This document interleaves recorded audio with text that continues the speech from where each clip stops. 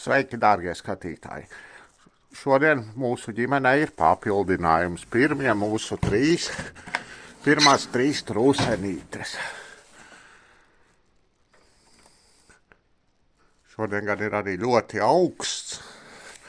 Viņam būs pirmā nakts jaunajās mājās. Var kaut ko redzēt. Kaut ko jau var.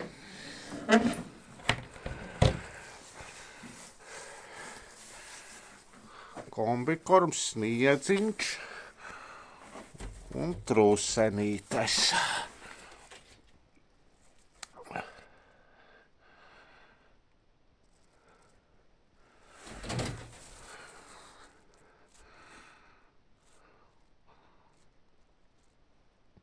Vairāk pat nezinu, ko jums lai izstāsta.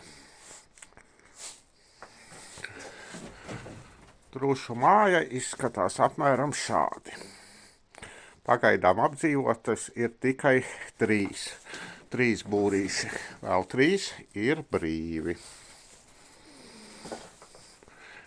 Ja jums patika šis video, tad spiežat laiku.